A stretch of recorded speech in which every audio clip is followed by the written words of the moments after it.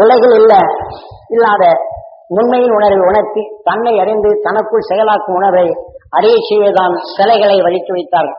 நமக்குள் மறைந்த குணங்கள் எத்தனையோ அந்த நல்ல குணங்கள் கொண்டு நாம் நடந்தாலும் தீமை என்ற உணர்வு குணங்களை கலக்கப்படும் போது நல்ல குணங்கள் மடிந்து விடுகின்றது. ஆக நல்ல குணத்துடன் இதை தீமையான குணங்கள் கலக்கப்படும் போது தீமையின் விளைவுகள் எப்படி வருகின்றது, அந்த தீமையிலிருந்து விடுபட வேண்டும் என்பதுதான் நாம் அருள் மகிழ்ச்சிகள் பல கடுமையான தீமைகளிலிருந்து நீட்டி இன்று துருவ நட்சத்திரமாக இருப்பதையும் அதே போல மனிதனின் வாழ்க்கையில் பல கோடி சரீரங்களை தேடி இன்று மனிதனாக உருவாக்கிய பின் தீமையிலிருந்து விடுபடும் நல்ல குணங்கள் இருப்பினும் சந்தர்ப்பத்தால் பிறர்படும் வேதனை நுகரப்படும் நல்ல குணங்கள் இங்கே செயலிழக்கப்படுகின்றது. இதே போன்ற நிலைகளை அந்த தீமைப்படுத்துவதற்காக தான் இந்த ஊருக்கு ஒரு மாரியவனும் ஊருக்கு ஒரு விநாயகரும் வைத்தது. எப்போது தீமை என்றோ அல்லது பகமை என்ற உணர்வு ஊருக்குள் பரவுகின்றதோ அடுத்த நிமிடமே அந்த அருள் மகிழ்ச்சி உணர்வுகள் நான் பெற வேண்டும் என்ற உணர்வை தன் உடலுக்குள் சேர்த்து நாம் ஊரில் பகமையற்ற நிலைகள் வளர வேண்டும், மகிழ்ச்சியின் அருள் உணர்வு பெற வேண்டும், மலரைப் போல மனம் பெற வேண்டும், மகிழ்ந்து வாழும் சக்தி பெற வேண்டும், சகோதர உணர்வு வளர வேண்டும் என்ற உணர்வில் நாம் ஊர் நலமாக இருக்க வேண்டும் என்று இந்த உணர்வினை நாம் வளர்த்தல வேண்டும். ஏனென்றால் இங்கு மதபேதங்களும் இனபேதங்களும் வந்த நோக்கங்கள் அரசு தான் வாழ அவன் தெய்வ சிலைகளை உருவாக்கி இந்த தெய்வத்தை வணங்கினால் உனக்கு நன்மை செய்யும் என்ற நிலையைதான் உருவாக்கினானே தவிர அந்த தெய்வ குணத்தை நாம் அபிஷேகம் ஆராதனை செய்து அதை செய்தோம் என்றால் அதை மெச்சி தான் கஷ்டத்தை எல்லாம் சொன்னார், அந்த கஷ்டத்தை நீக்கும் என்றுதான் நமக்கு உணர்த்தினார். ஆக நாம் எண்ணியதைதான் நம் உயிர் உருவாக்குகின்றது. ஆக எனக்குள் கஷ்டம் என்ற நிலை வந்த பின் நம் கஷ்டத்தெல்லாம் சொல்லி அபிஷேகம் நல்ல பதார்த்தங்களை வைத்து சாமிக்கு நைவேத்தியம் பண்ணி வைத்தார், நமக்கு அது நல்லது செய்யுமா?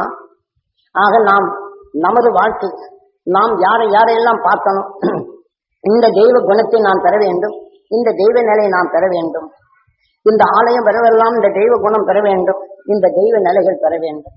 ஆக அந்த சாமி மேல் வைத்திருக்கும் கிரீடத்தை பார்க்கும்போது அது எப்படி ஜொலிக்கின்றதோ அந்த ஜொலிப்பை போல என் சொல்லை கேட்பர் வாழ்வில் அந்த ஜொலிப்பாக ஏற்பட வேண்டும். அந்த வைரத்தை போல அவர்கள் வாழ்க்கையில் ஜொலித்தல் வேண்டும். அந்த தங்கத்தை போல மங்கை நான் பெற வேண்டும். இந்த ஆலயம் வருவரெல்லாம் இந்த தங்கத்தை போல மங்காத நிலைகள் பெற வேண்டும், இந்த வைரத்தை போல ஜொலிக்க வேண்டும் என்று எண்ணுதல் வேண்டும். அதை நினைப்படுத்தும் உருவம் தான் அங்கே இதுதான் துவைதம். ஆக உருவத்தை காட்டி அதன் உணர்வின் செயலாக்கங்களை எண்ணத்தால் எண்ணும்படி செய்தார்கள்.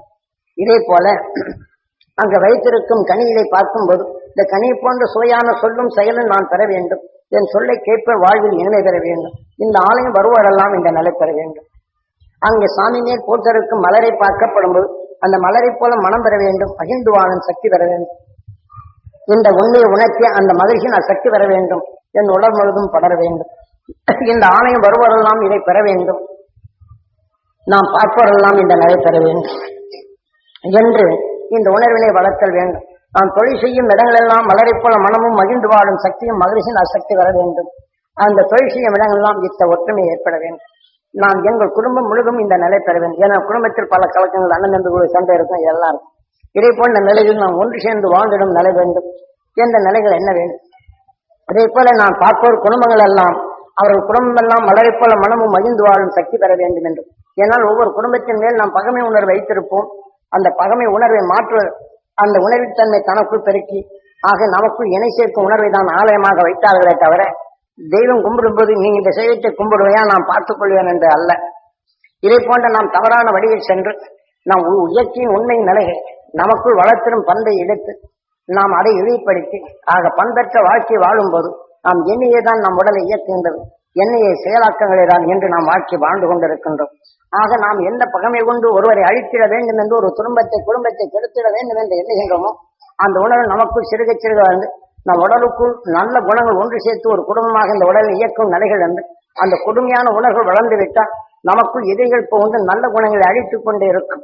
ஆக நாம் அனைவருடைய நிலைகளும் மகிழ்ச்சி பெறும் நிலைகள் வந்தால் ஆனால் அது நம்ம உடலுக்குள்ளும் அது ஒற்றுமையா இருக்கும் குடும்பமாக வளர்கின்றது. ஆகவே இதை போன்ற நிலைகள் இந்த மனிதன் மாற வேண்டும் என்பதற்குத்தான். ஆகவே இதை நாம் ஒவ்வொரு நாளும் அந்த மகிழ்ச்சிகளின் அருசக்தியை பெற வேண்டும் என்ற உணர்வினை நாம் சேர்த்தல் வேண்டும். இன்று மனிதனின் வாழ்க்கையில் பகமை கொண்ட உணர்வு கொண்டார் தன் குழந்தைகளை காக்க எனக்கு இப்படி துன்புறுத்தினார் பாவிகள் என்ற உணர்வை வளர்த்துக் கொண்டார். இந்த உடலை விட்டு சென்ற பின் யார் மேல் இந்த எண்ணத்தை செலுத்தியதோ அந்த உடலுக்குள் இந்த ஆன்மா புகுந்துவிடும். இந்த பழிதீர்க்கு உணர்கொண்டு விஷத்தை வளர்த்து அந்த உடலை வீழ்த்தும், விஷத்தின் நன்மை வளர்க்கும். மீண்டும் நாம் மனிதன் அல்லாத பிறவைதான் பிறக்க செய்யும் நம் உயிர். ஆகவே இன்று நாம் ஒருவருக்கு உரை செய்கிறோம் என்று வைத்துக் கொள்வோம். அவன் வேதனைப்பட்டு கொண்டிருக்கும் போது அந்த வேதனையான உணர்வு நாம் நுகர்ந்தால் அந்த வேதனை உணர்வு நமக்குள் வளர்ச்சி பெற்று விடுகின்றது. ஆனால் அந்த வேதனையுடன் இறந்த அந்த மனிதன் யார் அவரை பாசத்துடன் அதிகமாக பற்று கொண்டார்களோ அந்த உடலை விட்டு பிரிந்து சென்ற அந்த ஆன்மா அவரை யார் நேசத்துடன் அந்த வேதனை நுகர்ந்து பங்கு கொண்டார்களோ அவர் உடலில் அதிகம் என்றால் அந்த ஆன்மா இவர் உடலுக்குள் வந்து இவரை மீண்டும் இந்த வேதனை உருவாக்கி அந்த உடலை வைத்து விட்டு விஷத்தன்மை கொண்ட நிலையை வெளியேறி ஆக விஷம் கொண்ட உயிரினங்களாக மாறிவிடும். ஆக மனிதன் அல்லாத நிலையில் பெறும். ஆக மனிதன் உயிர்வான பெண் அந்த மகிழ்ச்சியின் அசக்தி பெற வேண்டும், இந்த வேதனை அகற்றப்பட வேண்டும் என்று இதை உணர்வை வளர்த்துக் கொண்டால் இதை பற்றற்றதாக மாற்றுகின்றது. அவன் மகிழ்ச்சி உணர்வை நம்முடன் பற்றுகின்றது. இந்த உடலை வைத்து அகன்றால் நாம் அதனின் பற்று வரும். அந்த மகிழ்ச்சியின் ஆயிர்ப்பு விட்டதுக்கே நம் உயிர் அழைத்து செல்லும். ஆக அதன்று வேகா நிலை என்ற நிலைகள் இந்த பிரபஞ்சத்தில் எதையும் இது கொண்டு விட முடியாது. ஆக நாம் நெருப்பிலே குதித்தால் உயிர் வேவதில்லை. இந்த உடலை வளர்த்து கொண்ட உயிர் அணுக்களும் அது உருவாக்கப்பட்ட உணர்வுகளும் மடிகின்றது. ஆனால் கடைசியில் வேதனை என்ற உணர்வு உருவாகின்றது. அந்த வேதனை என்ற உருவாக்கப்படும் போது இந்த உடலை விட்டு பிரியும் இந்த உயிரான்மா கடைசி நிமிஷத்தில் எதை கரிக்கிறதோ அந்த உணர்வின் தன்மை கொண்டு வெளியே வருகின்றது. வெளிவந்த பின் யாருடன் அதிகமாக பற்று கொண்டு நேசித்ததோ அவருடைய நினைவாற்றல் கடைசியில் வரும். அவர் உடலுக்குள் புகுந்து இதே எரிச்சலையும் துன்பத்தையும் ஊட்டும். நண்பன் என்ற நிலை இருந்தாலும் இதன் உணர்வின் தன்மை கொண்டு அங்கே சென்று இந்த துன்பத்தை தான் ஊட்டும். உதாரணமாக ஒரு மனிதன் குடும்பத்தில் பற்றளந்து தான் இனி என்ன வாழ்க்கை என்ற விஷயத்தை அறிந்துவிட்டால் விஷயத்தின் தன்மை அறிந்த பின் இந்த உடல் விஷம் முழுதும் பரவி விடுகின்றது. ஆனால் அவன் துடிக்கின்றான், ஆனால் புரளுகின்றான், வேதனைப்படுகின்றான். ஆனால் அதே சமயத்தில் அவன் பால் பற்று கொண்ட உணர்வின் தன்மை நினைவு வரும். ஆக நான் இப்படி வேதனைப்படுகின்றேனே இந்த உணர்வு கொண்டு நண்பா நான் இப்படி என்னை அறியாது தவறு செய்து விட்டேன் என்று நண்பன் பால் எண்ணினார். இந்த உயிரான்மா அவன் உடலுக்குள் வெளி சென்ற பின் அங்கே புகுந்து விடும். இந்த விஷத்தால் எப்படி பிறந்து துழுந்தாரோ இதே போல அந்த உடலில் இந்த விஷத்தின் துடிப்பு அணுக்கள் அங்கே வரும். ஆனால் அவருக்குள் விஷத்தன்மை இருக்காது. இந்த விஷ அணுக்களின் உணர்ச்சிகளை தூண்டி அங்கே உருளை செய்வதும் பார்க்கலாம். இது ஆவி என்று சொல்வார். ஆக ஆவியான பின் அந்த உடலுக்குள் சென்று இந்த துன்பத்தை ஊட்டுகின்றது. பின் சிறுகச்சிறு அதை எடுக்கும்போது அந்த விஷத்தின் தன்மை வளர்த்து இவர்கள் எப்படி விஷத்தை குடித்தனரோ இந்த வேதனை தாழாது என்ன வாழ்க்கை என்று இவரையும் விஷத்தை குடிக்க செய்து மனிதன் அல்லாத உணர்வை இது மாற்றிவிடும். இதெல்லாம் இயற்கை நீதிகள். இதை போன்ற நிலைகளிலிருந்து நாம் விடுபட வேண்டும். ஆகவே நாம் எப்போதும் நாம் ஒரு வேதனையுடைய இப்படி துடித்தால் நாம் உற்று பார்த்து வேடிக்கை பார்த்து கொண்டிருக்கோம், ஐயோ இப்படி ஆகிவிட்டது என்று கூர்மையாக படித்தால் இந்த ஈர்க்கும் தன்மை அங்கே வந்து விடுகின்றது.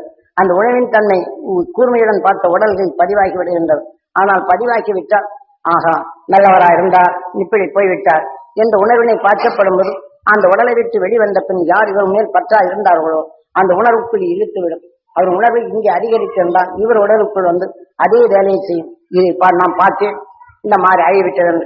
ஒரு பக்கத்து வீட்டில் தூக்கு போட்டு கொண்டால் இவருக்குள் பழகி இருந்தால் அதை தூக்கு போட்ட உணர்வு அதன் மேல் பாசம் கொண்டு ஆன பின் அதே உணர்வின் நினைவேலை வரும். அந்த நினைவேலைகள் வந்தால் அவர் எந்த அளவுக்கு இதன் மேல் பற்றிருந்தாரோ அவர்களுக்கு தான் இந்த நினைவாற்றல் வரும். அவர் மடிந்த பின் அதே உணர்வு இங்கே தூக்கப்பட்டு அந்த அஞ்சும் உணர்வுகள் இங்கே உண்டு தன்னை அறியாமலே இவர் கயிறுகோடு போட்டுக்கொள்ளும் நிலைகளே வருகின்றது. இதையெல்லாம் இயற்கை நீதிகள். நாம் இதை போன்ற நிலைகளிலிருந்து தப்ப வேண்டும் என்றால் நாம் என்ன செய்ய வேண்டும் என்பதற்குத்தான் இந்த விநாயகர் தத்துவத்தில் காலை அந்த மகிழ்ச்சியின் அசக்தி பெற வேண்டும் என்ற உணர்வை நாம் வலுவாற்றுக் கொண்டால் இத்தகைய சம்பவங்கள் நடக்குமே என்றால் ஈஸ்வரா என்று நம் உயிருடன் ஓண்டி அந்த துருவ மகிழ்ச்சியின் அசக்தி நான் பெற வேண்டும், என் உடல் முழுதும் படர வேண்டும், என் ஜீவான்மா பெற வேண்டும், என் ஜீவ அணுக்கள் பெற வேண்டும் என்று இந்த உணர்வினை நமக்குள் செலுத்திய அவர் மகிழ்ச்சியின் அருள்வொளி பெற வேண்டும், அவர் ஆன்மா அந்த அருள்வொளி பெற வேண்டும், இருசூழா நிலைகள் பெற வேண்டும் என்ற உணர்வின் நமக்குள் அந்த எண்ணத்தை பாய்ச்சுதல் வேண்டும். அப்படி பாய்ச்சிவிட்டால் அந்த ஆன்மா இவர் உடலுக்குள் வராது. அந்த அடுத்த கணம் அருள்வொளி வட்டத்தில் எழ வேண்டும், இருசூழும் நிலைகள் கரைய வேண்டும், ஒளிபெறும் சரீரம் பெற வேண்டும். இப்படி மரணம் அடைந்து வரக்கூடிய நிலைகளை நாம் அந்த மகிழ்ச்சியின் அருள் கொண்டு இந்த ஆன்மா அந்த நிலை அடைய வேண்டும் என்று எண்ணிவிட்டால் அந்த உணர்வுகள் நமக்குள் வராது, உந்தி தள்ளிவிடும். ஆக அவர் குடும்பத்தை சார்ந்தோர் இரு வழிகளில் எண்ணினால் அவர்களும் அதன் வழிகள் உந்தி தள்ளிவிடலாம். இல்லை என்றால் இப்படி ஆகிவிட்டென்று சோகமும் வேதனையும் கொண்டு இருந்து விட்டால் அந்த விஷத்தன்மை கொண்ட உணர்வுகள் படர்ந்து தன்னை அறியாமலே சோக கதைகள் முடிய செய்து இந்த உணர்வுகள் அந்த குடும்பத்தில் கலக்க செய்து பல தீமைகள் உணர்வுகள் அங்கே விளையும். அவர்கள் பயிரினங்கள் வளர்த்தாலும் அந்த அவர்கள் தற்கொலை செய்து கொண்ட பின் அவர்கள் பயிரினங்கள் வளர்த்தால் அந்த பயிரினங்கள் இந்த விஷத்தன்மை வளர்ந்து அந்த அணுக்களை வளர விடாது பயிரினங்கள் அடையும். ஆனால் அதே சமயத்தில் அந்த குடும்பத்தில் நல்ல குணங்கள் இருந்தால் இத்தகைய நிலை ஏற்பட்டால் அவர் குடும்பங்களிலும் இதை போல பகமை உணர்வு கொண்டு தன்னை ஒருவருக்கொருவர் இந்த பழிதீர்க்கும் உணர்வுகளைக் கொண்டு அவர் வளர்த்திடும் நிலை கொண்டு அவங்க வியாபாரமும் அழிந்து கொண்டே வரும். இவர் உடலை அழித்துக் கொண்டது போல இந்த உணர்வு இங்கே ஒவ்வொரு செயலும் அழித்திடும் உணர்வாக அந்த குடும்பத்தில் வரும். அதிலிருந்து அந்த குடும்பத்தில் மிகவும் நசிந்து ஆக சாபலைகளாக மாறி ஒருவரை ஒருவர் அந்த பாவ வினைகளில் சுழலின் நேர்மை இதை போன்ற நிலைகள் எல்லாம் மாற்றி அமைப்பதற்குத்தான் அந்த தத்துவ ஞானி அந்த காலையில் 4 to 5 அந்த உணர்வுகளை தாங்கி சூரியன் கதிர் இயக்கங்கள் வருகின்றது. ஆனால் அதை நம் பூமி துருவ பகுதியில் கவர்கின்றது. அதனை நாம் பெறக்கூடிய தகுதி ஏற்படுத்தலாம் விநாயகரை நீர்நிலை இருக்கும் பக்கம் வைத்தார். நாம் தெரிந்தோ தெரியாதவளோ நாம் இந்த உணர்வின் தன்மை பற்றுவிடுகின்றது. நாம் நல்லவை பல செய்தாலும் நெருப்பு பாய்ந்து வரப்படும்போது நான் நல்லதை செய்தேன் என்று நெருப்பு தட்டி விடுகின்றதா? அல்ல ஒரு திரவம் தவறி கீழே விழுந்த பின் நான் நன்மை செய்தேன் என்று எண்ணினால் அந்த திரவம் மனிதன் மேல் தகறி விழுகாமல் இருக்கின்றதா? பட்ட இடத்தை சுற்றிவிடும். இதே போன்ற நாம் பகமையற்ற நிலை இருந்தாலும் பல நன்மைகள் செய்தாலும் சந்தர்ப்பம் நாம் அதன் அருகில் இருக்கப்படும் இந்த நிலை வந்து விடுகின்றது.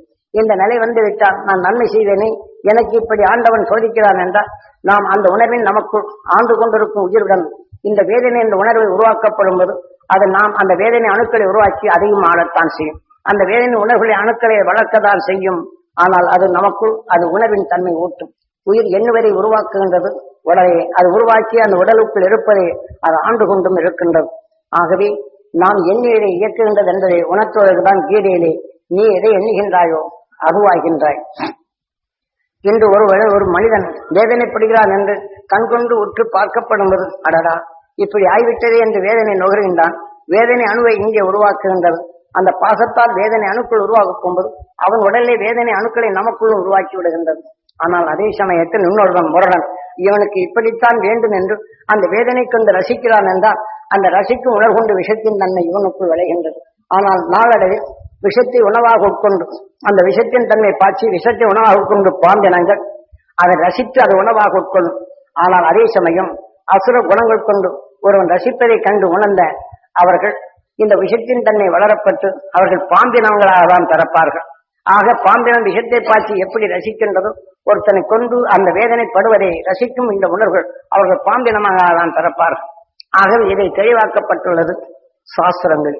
இதை போன்ற நிலைகள் இருந்து அதான் கீதையிலே நீ எதை எண்ணுகின்றாய் அதுவாகின்றாய். ஆக வேதனைப்படும் ரசிப்பதை நாம் நுகர்ந்தோம் என்றால் அந்த வேதனை அணுக்கள் நமக்குள் உருவாகி நல்ல குணங்களை அழித்துவிடும், தின்றுவிடும். வேதனைப்படுவோர் அதிகமாக ரசிப்போர் உடல்களில் தீபி என்ற நோய்கள் நிச்சயம் வரும். ஆக வேதனை என்ற உணர்வுகள் அதிகம் போகும்போது ஆக விஷத்தன்மை கொண்ட வாயுகள் உருவாகும். அந்த வாயுகள் உருவாக போகும்போது ஒவ்வொரு மூளைகளையும் அந்த விஷத்தன்மை கொண்டு தாக்கும் பழியில் இருந்து நின்னும். ஆகவே நாம் சுவாசித்த உணர்வுகள் அதில் ஏற்படும் அணுக்கள் அதில் அமிலங்களை கொட்டப்படும் போது அது பாயும் இடங்கள் எல்லாம் வேதனை உருவாக்கும். இதையெல்லாம் நம்மை அறியாது இயக்கும் தன்மைகள். அதிலிருந்து நாம் தெரிந்து நீக்கும் சக்தியை தான் தன்னுள் கண்டுணர்ந்த உணர்வுகள், நாம் அறிந்த உணர்வுகள். நாம் எப்படி அழுக்கு பட்ட பின் தெரிந்து அதை நீக்குகின்றோமோ நாம் நுகர்ந்தறிந்த உணர்வு நமக்குள் வேதனை உருவாக்கும் அணுக்கள் இருந்து நாம் தப்ப அந்த மகிழ்ச்சியின் அசக்தி கொண்டு இதை துடைத்து பழக வேண்டும் என்பதை பழக்கப்படுத்தியதால் விநாயகர் தத்துவமே. அதன் வழி நாம் செல்ல வேண்டும். ஆகவே இன்று நாம் அந்த விநாயகர் தத்துவப்படி இந்த வாழ்க்கை எத்தகைய துன்பம் வந்தாலும் அந்த மகிழ்ச்சியின் அசக்தி நான் பெற வேண்டும் ஈஸ்வரா என்று எண்ணி அந்த மகிழ்ச்சியின் அருள் உணர்வு என் உடல் முழுதும் பட வேண்டும் என்றும் யாரை நாம் நோயாளியை பார்த்தாலும் மகிழ்ச்சியின் அருள் உணர்வு அவர் பட வேண்டும், அவர் பிணியிலிருந்து விடுபட வேண்டும், மகிழ்ச்சியின் அல்வட்டத்தில் அவர் வாழ வேண்டும், மலரைப்போல மனம் பெற வேண்டும் என்ற உணர்வினை இங்கே வளர்த்து இந்த சொல்லின் நினைவாற்றலை பாய்ச்சுதல் வேண்டும். அப்போது நமக்குள் பாதுகாப்பான உணர்வு வருகின்றது. நீங்க வேதனையாக இருக்கும்போது ஒரு மகிழ்ச்சி பெறும் செய்தியை சொன்னால் நீங்கள் கேட்பீர்களா? நம்மை கிண்டல் செய்கிறார் என்று சொல்வார். ஆக இதை நாம் ஏற்றுக்கொள்ளும் பண்புகள் வராது. ஆக ஏற்றுக்கொள்ளும் நிலை வர வேண்டும் என்றால் உயிரன் ஒன்று அந்த மகிழ்ச்சியின் அசக்தி பெற வேண்டும் உணர்வை தெளிவாக்கியப்பன் நம்முடைய எண்ணங்களை அவர் தூய்மை அவருடைய உடல்கள் நலம் பெற வேண்டும், அவர்கள் குடும்பங்கள் நலம் பெற வேண்டும் என்ற எண்ணத்தை நாம் பாய்ச்சினால் நமக்குள் அந்த தீமை என்ற நுழையாது நமக்கு பாதுகாப்பு கொடுக்கும். ஒரு செடி எந்த உணர்வின் சத்தை வளர்த்து கொண்டதோ ஆனால் விஷ செடியாக இருப்பினும் நல்ல மனங்களை அது விடுவதில்லை. இதை போலதான் நாம் வேதனை என்ற உணர்வு வைத்துக் கொண்டால் நல்ல எண்ணங்களை நாம் எண்ண விடுவதில்லை. அந்த வேதனை என்று நீங்கள் என்னதான் 1000 சொல்லி பாருங்க, இவருக்கு என்ன அவங்கவுங்க படுற கஷ்டம் அவங்களுக்கு தானே, இவருக்கு எல்லாம் சொல்லுவாரு. என்ன விஷத்துக்குள் நல்ல மனத்தை கவர்ந்தால் அந்த விஷத்தின் செயலாகவே மாற்றும். இதை போன்ற நிலைகள் இருந்தால் நாம் விடுபடுதல் வேண்டும். ஆக இதை போன்று நமது வாழ்க்கையில் நாம் ஒவ்வொரு நடிகையிலையும் இங்கே வாழ்க்கையில் வரும் துன்பத்தை நீக்க அருள் மகிழ்ச்சியின் உணர்வை நாம் பெறுதல் வேண்டும். இதற்குத்தான் விநாயகர் பக்கம் வேம்பும் அரசு வைத்து வாழ்க்கை கசந்த உணர்வை நுகர்ந்தால் மூசிகா வாகன அந்த கசந்த உணர்வு கலங்களுக்கு அறிவறி ஆயிட்டால் மீண்டும் பிறவி கடனுக்கு இங்கே வருகின்றோம். ஆனால் தீமையை நுகர்ந்த பின் அந்த துருவ மகிழ்ச்சியின் அசக்தி நான் பெற வேண்டும் என்று சுவாசித்து அது உணர்வின் தனக்கு கலங்களுக்கு அறிவறி ஆயிட்டால் இந்த உடலை விட்டு நாம் சென்ற பின் இன்று பிறவியில்லா பெருநிலையில் அடைந்த அந்த சப்தரிஷி மண்டலத்துடன் இணைகின்றோம். பிறவியில்லா பெருநிலை அடைகின்றோம். இதை போன்று நாம் அங்கே செல்ல வேண்டும் என்றால் இன்று நம்முடன் வாழ்ந்து வளர்ந்த அந்த மூதாதைகளை வின் செலுத்த பழக வேண்டும். நான் காலை அந்த தியானத்தில் அந்த விநாயகர் தத்துவத்தின் அடிப்படையில் நாம் இதையெல்லாம் நாம் அதாவது துரு மகிழ்ச்சியின் சக்தி நான் பெற வேண்டும், என் உடல் முழுதும் படர வேண்டும், என் மனைவி அந்த உயர்ந்த சக்தி பெற வேண்டும், அவனுடைய பார்வை என்றும் என்னை உயர்த்த வேண்டும், மனைவியின் அதே போன்றும். ஆக இருவரும் சேர்த்து அந்த அன்னகந்தைக்கு மகிழ்ச்சியின் சக்தி பெற வேண்டும், வளரைப்போல மனம் பெற வேண்டும், மகிழ்ந்து வாழும் சக்தி வேண்டும், அவருடைய பார்வை என்றென்றும் எங்களை நல்வழிப்படுத்த வேண்டும் என்ற இந்த உணர்வினை செலுத்த வேண்டும். அடுத்து நம் வாழ்க்கையில் நாம் எல்லோருடன் பழகினோம் அவர்களுக்கெல்லாம் மகிழ்ச்சியின் அசக்தி பெற வேண்டும், அவர்கள் குடும்பம் எல்லாம் நலம் பெற வேண்டும், நாம் பார்த்தோர் குடும்பம் எல்லாம் நலம் பெற வேண்டும், மலரைப் போல மனம் பெற வேண்டும், மகிழ்ந்து வாழும் சக்தி பெற வேண்டும் என்று இதை எண்ணி பழகும்படி செய்தார்கள். ஆகவே இந்த உணர்வின் தன்மை நமக்குள் பதிவாக்கிவிட்டால் நமது வாழ்க்கை எப்போது துன்பத்தை காணுகின்றோமோ அந்த உணர்வுகள் நமக்குள் விளையாது. அருள் மகிழ்ச்சியின் உணர்வுகள் நான் பெற வேண்டும், என் உடல் முழுதும் படர வேண்டும், என் ஜீவாத்மா பெற வேண்டும். ஆக ஒருத்தன் துன்பப்படுத்தினாலும் என் பார்வை அவன் நல்லவனாக்க வேண்டும், என்னை பார்க்கும் போதெல்லாம் நல்ல எண்ணங்கள் வர வேண்டும் என்றும் அவன் தீமையின் உணர்வு நமக்குள் பதிவாகி அவன் உணர்வு நமக்குள் வளர்ந்து விட்டால் நம்மை தீமை செய்ய வேண்டும் என்ற எண்ண உணர்வுகளை நமக்குள் அவனை எண்ணி இயங்கும் போதெல்லாம் அந்த உணர்வு நமக்குள் வந்து நமக்குள்ளே தீமை பார். அப்போ அந்த தீமை செய்தவன் சொல்வான், அவன் செய்த வினைக்குதான் இது அனுபவிக்கிறான் என்று அவன் அதை கண்டு ரசிப்பான். இந்த உணர்வின் தன்மை ரசிக்கப்படும் அதே நிலை வருகின்றது. அவன் ரசிக்கும் தன்மை வந்து தீமையினால் விளைந்த இவன் இறந்த பின் அவன் உடலுக்குள்ளே சென்று அந்த தீமையின் விளைவித்து அவனை வீழ்த்தான் என்று அவன் மறந்து விடுகின்றான். இதை போல இயற்கை நீதிகள் இருக்கும் நிலைகளிலிருந்து யாரும் இதிலிருந்து தப்ப முடியாது. நம்மை உருவாக்கிய ஈசனை அதன் உணர்வின் துணை கொண்டு ஒளியின் சரீரமான அந்த துருவ மகிழ்ச்சியின் ஆற்றலை நமக்குள் பெருக்கி அதன் உணர்வை நமக்குள் கணங்களுக்கு அறிவறியாக்க வேண்டும். இதான் விநாயகர் தத்துவத்தை மனிதன் வாழ்க்கை நிலையில் சுவாசித்தால் மூசிகா வாகன அந்த கசந்த வாழ்க்கையை நடத்தி அந்த கசந்த வாழ்க்கையை கணங்களுக்கு அறிவறியானால் நீ பிறவி கடனுக்கு விஷயம் எதன் நிலைகள் நீ எடுத்தாயோ அதற்கு தக்கவாறு பரிணாம வளர்ச்சி நீ தேய்வரையாக போகின்றான் மனிதனான. இந்த பவனின் முழு நலவாகப்படும் போது இன்று நாம் முழு நலவாக இருக்கின்றது. நாளை பார்த்தோம் என்றால் மற்ற கோள்களின் நிலைகள் மறைக்கப்படுகின்றது. சூரியன் கதிர் இயக்கங்கள் இதுக்கு வராது தடுக்கப்படும் ஒரு பக்கம் அது இருகொண்ட நிலையாக வருகின்றது. இப்படி நாளுக்கு நாள் இந்த ஒளிக்கதிர்கள் மங்க அந்த சந்திரனை நமக்கு கண்ணுக்குள் காணாது இருகொண்ட நிலை ஆகின்றது. பின் அதன் ஒளியின் சூரியன் ஒளிக்கதிர்கள் தான் எடுக்கப்படும் போது சிறுக சிறுக ஒளி ஆகின்றது. இதே போலதான் இந்த உயிர் மற்றவருடைய துன்பங்களை எடுக்கப்படும் போது இந்த மனிதனா வளர்த்த அந்த அணுக்கள் சிறுக சிறுக மறைகின்றது. இந்த உணர்வின் தன்மை வரும்போது நோய் ஆகின்றது. இந்த உடலை விட்டு சென்ற பின் மனிதன் அல்லாத உணர்வின் அணுக்களாக அது உருவரச் செய்கின்றது என்பதனை தெளிவாக்குவதற்கு அந்த ஞானிகள் எத்தனையோ காவியங்களை எழுதியுள்ளார்கள். இதை போன்ற நிலைகளிலிருந்து நாம் தப்புதல் வேண்டும்.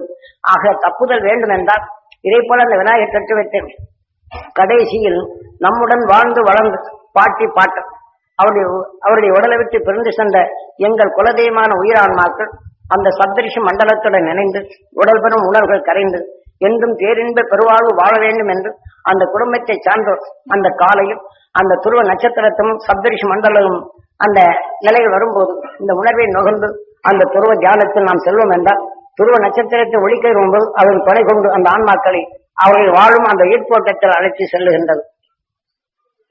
இவ்வாறு அங்கே செல்லப்படும் போது இந்த உடல்பெறும் உணர்வுகள் அங்கே கரைக்கப்படுகின்றது. ஆக மனிதனின் வாழ்க்கையில் தெரிந்திட வேண்டும் என்ற எண்ணத்தின் ஒளிகள் அங்கே மிஞ்சுகின்றது. ஆக அந்த துருவ நட்சத்திரத்தின் அந்த சப்தரிஷி மண்டலங்கள் வாழ்வது அதன் நிலைகள் அங்கு வாழ்ந்து ஆக வேகா நிலை என்ற நிலை அடைகின்றார்கள். பிறவியில்லா பெருநிலை அடைகின்றார். மரணம் இல்லா பெருவாழ்வு என்ற நிலையில் அவருக்கு மரணமும் இல்லை பிறப்பும் இல்லை. ஆக கணவன் மனைவி ஒன்றான நிலைகளை அதை வளர்கின்றார்கள் வாழுகின்றார்கள். அந்த நிலை பெறச் செய்வதற்கான் என்று செய்கின்றார். இன்று நாம் என்ன செய்கின்றோம்? சாஸ்திரப்படி சாங்கியங்கள் செய்தால் சாங்கிய சாஸ்திரத்தை தான் வைத்துக் கொண்டமே தவிர அவர் சாஸ்திர வழிப்படி உண்மையின் உணர்வை நமக்கும் நகர்ந்து அந்த பேருண்மை வழியில் நாம் செல்ல இதுவரையிலும் இன்றும் நாம் முயற்சிக்கவில்லை. இதன் வழி அரசர்கள் ஒவ்வொரு அரசனும் ஒவ்வொரு சட்டத்தை இயற்றினார். பல அரசர்கள் சிற்றரசர்கள் பேரரசர்கள் என்று வந்தார்கள். அவர்கள் வளர்த்துக் கொண்ட இனங்கள் தான் இன்றும் போர் முறைகளில் ஆக அந்த அரசர்கள் தான் மற்றொரு அரசனை வீழ்த்திடும் நிலை வந்தது. ஆக அவர் எண்ணங்கள் வேணும், இவர் எண்ணங்கள் வென்று அவர் வளர்த்துக் கொண்ட உணர்வு அவருக்குள் அந்த இனத்தை பிரித்து அதன் முறை போர் முறை செய்து மற்ற இனத்தை அடக்கி தான் ஆட்சி புரியும் தன்மைதான் வருகின்றது. மற்ற அரசன் மக்களை அதை அழிக்கும் போது ரசித்துக் கொள்ளுகின்றனர். இதை போன்ற ஒருவருக்கொருவர் அழித்திடும் உணர்வும் ரசித்திடும் உணர்வும் நாளடைவு விளைந்து இன்று இனபேதங்களும் மதபேதங்களும் அதிகமாக உருவாக்கி மனிதனை இறக்கமற்று கொண்டிடும் நிலை வருகின்றது.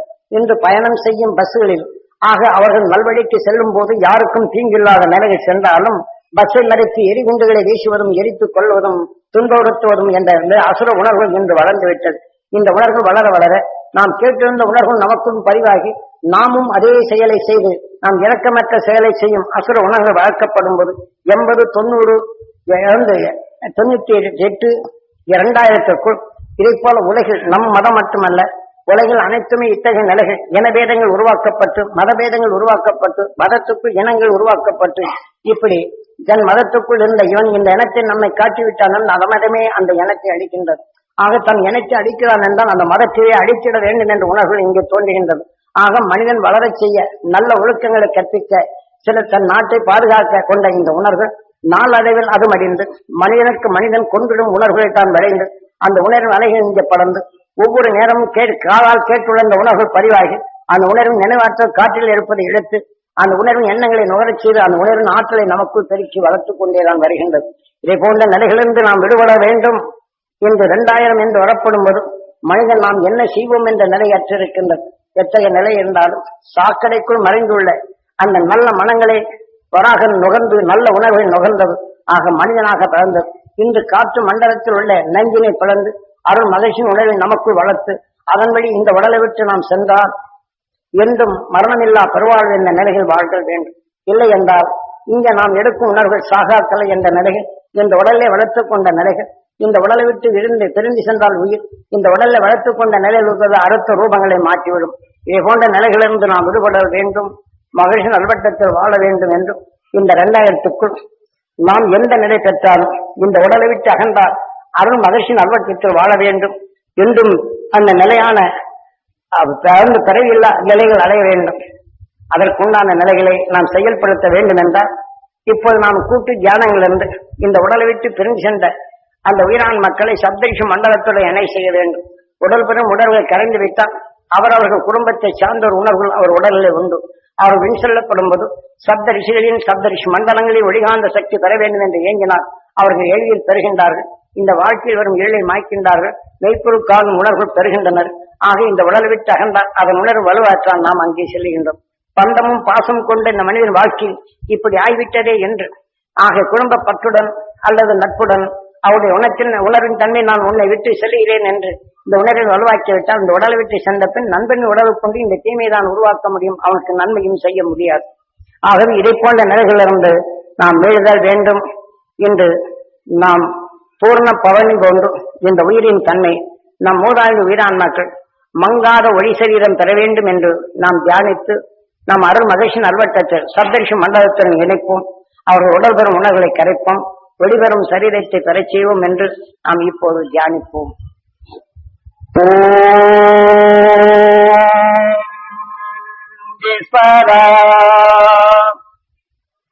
குருதேவா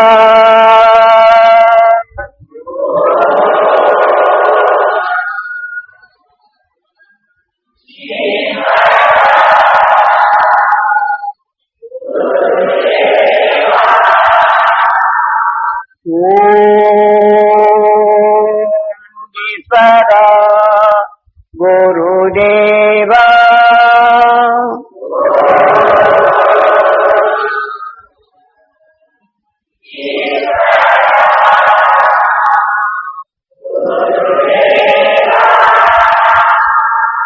ஓம் ஈஸ்வரா குருதேவா என்று சொல்லும் போதெல்லாம் உங்க உயிரை நினைவுக்கு கொண்டு வர வேண்டும்.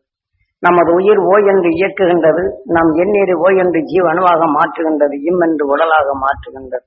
நாம் ஓம் ஈஸ்வரா குருதேவா, நாம் எண்ணீரை நம் உடலாக மாற்றியது நம் உடலுக்குள் இருக்கும் அனைத்து குணத்திற்கும் உயிரே குருவாக இருக்கின்றது. அதனால்தான் ஓம் ஈஸ்வரா குருதேவா என்று நம் உயிரை வேண்டி நாம் மனிதனாக உருவாக்கிய நிலை கொண்டு மனிதனான நம் உயிரை நாம் அறிய முடிகின்றது. நாம் அந்த அருள் மகிழ்ச்சி உணர்வை அவனுடன் இணைக்கப்படும் அளவாக உருவாக்கின்றது, அந்த உடலாக மாற்றுகின்றது. ஆகவே நம் உயிரை ஈசனாக மதிப்போம், அதனால் உருவாக்கப்பட்ட உடலை சிவமாக மதிப்போம்.